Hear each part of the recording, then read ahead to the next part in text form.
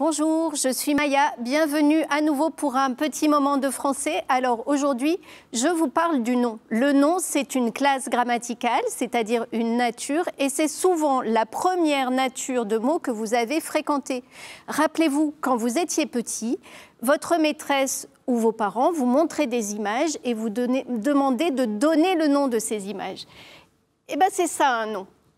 Dans la phrase, notre terrain de jeu, la phrase « le » cours sur des... Vous voyez tout de suite les mots que vous pouvez mettre à la place de ces images. Les mots que vous mettez à la place de ces images, ce sont des noms. Le chat court sur le toit des immeubles de la ville. Et ici, on a 4 images, 4 noms. Alors, un nom, c'est soit une chose, comme le chat, comme les toits, soit un fait, par exemple la promenade, ou l'arrivée du chat sur le toit des immeubles. Ou ça peut être une idée, il peut avoir peur, ce sera la peur, c'est une idée, ou encore une personne, une fille, un garçon, ou tout un tas de personnes. Je vous propose un petit texte.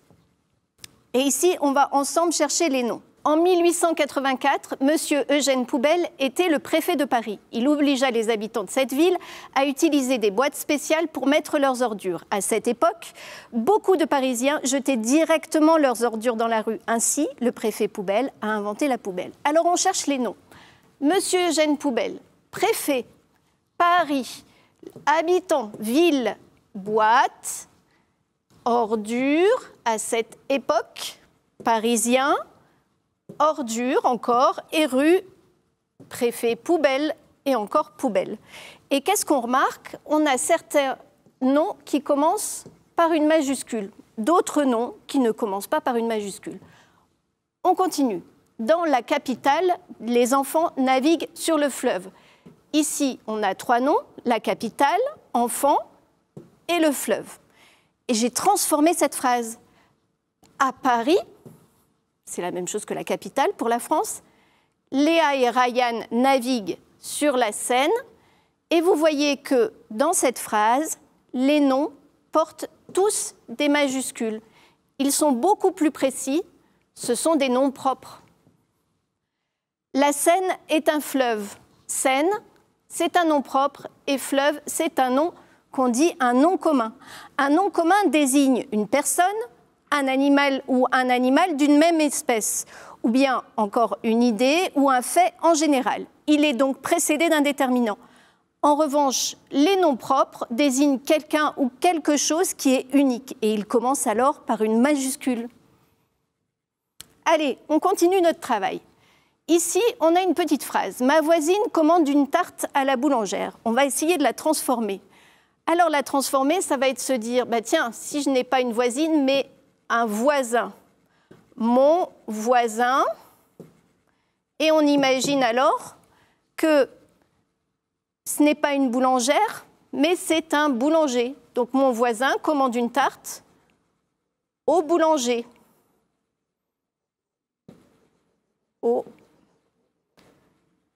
Bien. Vous voyez ici, ma voisine commande une tarte à la boulangère, mon voisin commande une tarte au boulanger, j'ai transformé le nom. En effet, il y a certains noms communs qui ont un genre masculin ou féminin. Certains noms désignant des êtres humains ou des animaux, ont les 2 genres. On peut dire un boulanger, une boulangère, mon cousin, ma cousine. On pourra dire aussi le fermier, la fermière, ou le chat et la chatte. On a plein d'exemples comme ça. On va regarder. Le soleil, est-ce que je peux le transformer? Non, c'est un nom masculin et il va rester masculin parce que ce n'est pas un être vivant. La pluie, c'est la même chose. Un sorcier, est-ce que je peux le transformer? Oui, ce sera une sorcière. On continue. Une voisine, on l'a vu tout à l'heure, c'était un voisin. Le courage, c'est une idée. Le courage, on ne peut pas le transformer. La ville, même chose, c'est une chose, on ne peut pas la transformer. Le loup, on va pouvoir transformer, on aura la louve, puisque c'est un être vivant. La danseuse, ça pourrait être un danseur. Allez, on continue, cette fois-ci, on va essayer une autre transformation, on va essayer de voir si on peut mettre ces mots au pluriel. Le plomb. Alors oui, vous me direz, on peut avoir des plombs, par exemple, dans les dents. Mais en général, le plomb, si c'est la matière, c'est un mot qui va rester au singulier. La lampe, pas de problème, on pourra dire des lampes. Le cheval, attention, on va pouvoir dire qu'il y a des chevaux. Et vous avez entendu qu'ici, on a un pluriel qui change beaucoup. Le cheval, les chevaux. Vous en connaissez d'autres, des mots qui se terminent par « al » et qui ont un pluriel en « o » ? Par exemple, le canal, les canaux. Bien, le lait. Le lait, c'est pareil, ça, on ne va pas le transformer, on ne va pas le placer au pluriel. Le chapeau, même chose, les chapeaux, ici, on aura un X. Le bonheur, c'est aussi quelque chose qu'on va avoir du mal à dénombrer, c'est-à-dire dire 1, 2 ou 3 bonheurs. C'est pas fréquent et donc, en général, on considère que le bonheur, c'est plutôt un mot qui reste au singulier. Allez, les coiffeurs coupent les cheveux. Lorsqu'on peut les dénombrer, les noms changent de nombre, c'est-à-dire qu'il y a un pluriel, et ce pluriel, souvent, c'est un S ou un X qu'on ajoute à la fin du mot. Alors, pour conclure sur le nom aujourd'hui, une petite phrase. La classe de Myriam visite les musées de Saint-Étienne. Ici, nous avons 4 noms. 2 noms communs, classe et musée, et 2 noms propres qui sont marqués par une majuscule, Myriam et Saint-Étienne. Les noms désignent une personne, un animal, un objet ou un fait. Les noms propres désignent une personne ou un lieu en particulier et ils commencent par une majuscule.